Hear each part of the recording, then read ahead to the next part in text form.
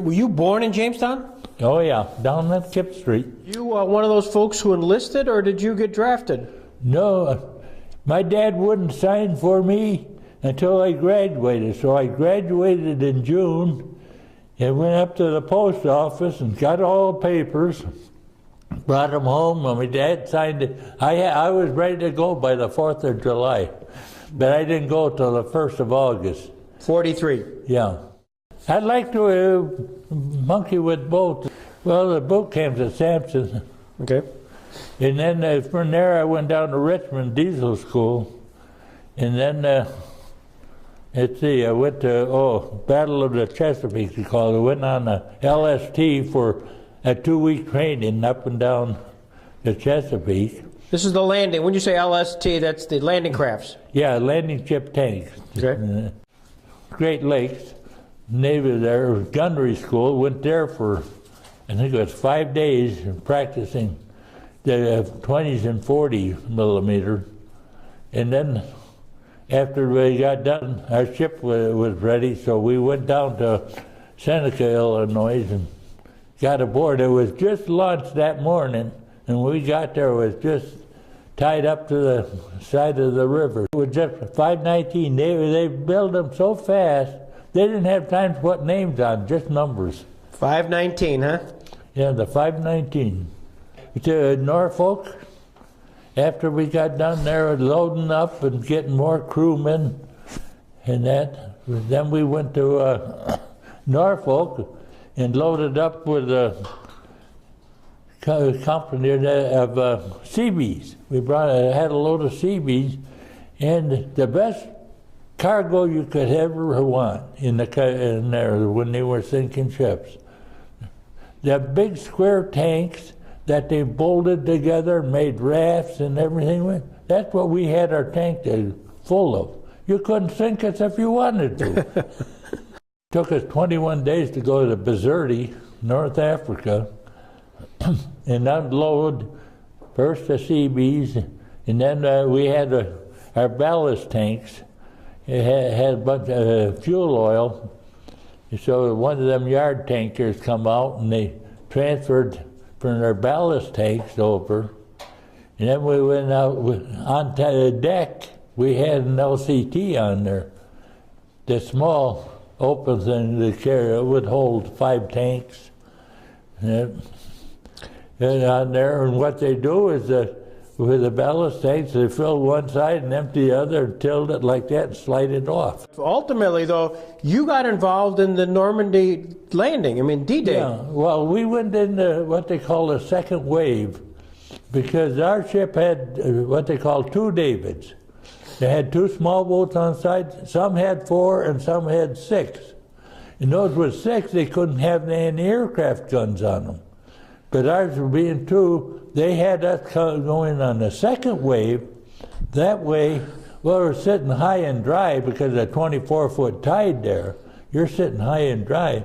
So you go out and you relieve the guys on the guns, take turns manning the guns all night long. So what was your job on this ship?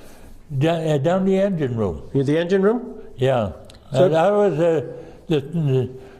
one of the few that went to diesel school, so I was ahead of a lot of them.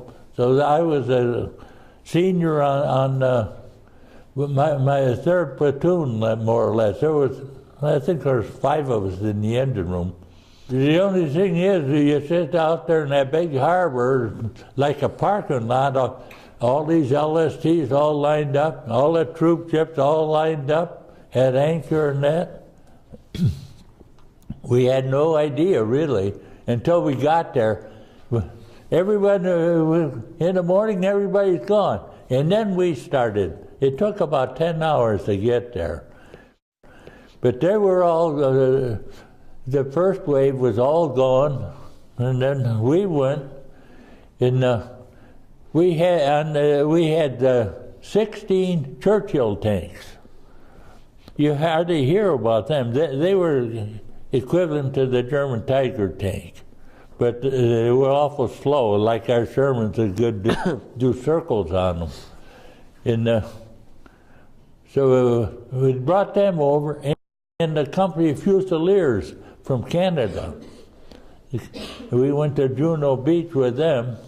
I remember watching the high tide or low tide and tanks going off, and you watch them go, and then these men went out, lined up in front of the ship, and then out come the major that's in charge there with his tiger skin and a fancy hat. And this is the fun part.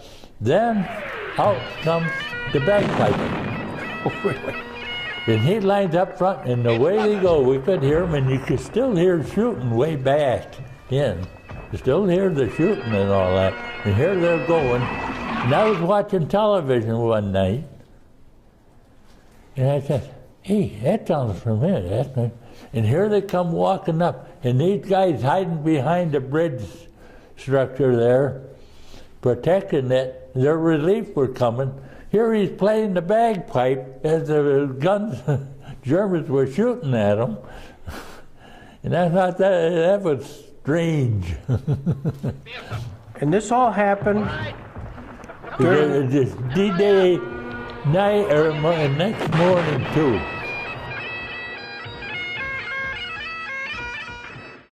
At night, it was you watch they had that big searchlights going up there, and pretty soon one would latch on the flame, and this one would come over. When two searchlights latched on that, it was just like fireworks.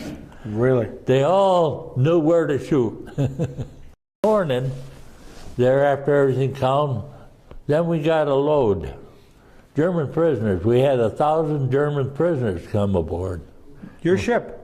Yeah, the tank deck, they'd just load that tank deck, just up with 1,000 men. And then that awful storm, I don't know if you've heard or read about, we had quite a storm in there. We brought them to England.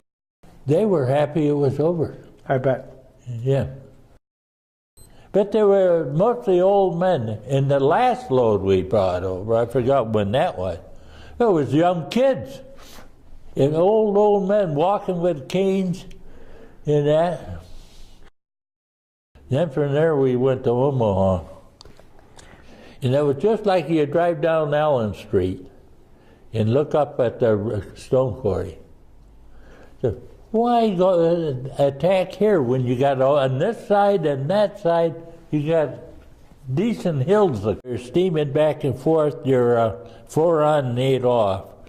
And the 8 off, if there's work to be done in cleaning the ship, that's what you did that. Otherwise, if it's nighttime, you go grab what rest you can. Is there a fear factor? Did you guys kind of, what was the sense of it? It wasn't, except when we left the Mediterranean, when it went to Wales, when we was going up the Atlantic, after I got done in the engine room, we just grabbed our life jackets and went up on deck and slept. We wouldn't sleep below deck while we'd going close to France, because all of the submarines were right there at Brest. Like one time down the engine room, we thought it was pretty quiet, and all of a sudden, we got the enunciators. That's those that go to the wheelhouse, they run what speed they want and all that. And then the throttle man, they were standing there side by side, and all of a sudden the port engine, emergency stop, and then full reverse. And so they stopped that port engine. As soon as they could get it back, the shaft quit rolling, then pull it into reverse, and being a flat bottom ship, it turned sharp. And afterwards, the guy said, boy, that was close. About 15 feet from us, the torpedo went by. No kidding. That's how close we was to them. The hottest ship in the Navy. What to do with the used uranium. What to do? What they did, they took these 52-gallon drums, lined them with cement, put it in there and covered it with cement, and our ship took them out, 2,000 feet of water at least, and dumped them overboard. And they're still there, as far as we know, somewhere out there. When you came back to Jamestown, what was the reaction in Jamestown? Here you've seen action. You were part of the Normandy invasion, D-Day. What was there just relief? Did they treat you guys special? Did they? No, nothing was special. All right, what's the question I'm missing? What's the question I should be asking Cliff Lindstrom right now? What'd you do when you got out? You know, that's a really good question. What did you do when you got out? Joined the fire department. Really?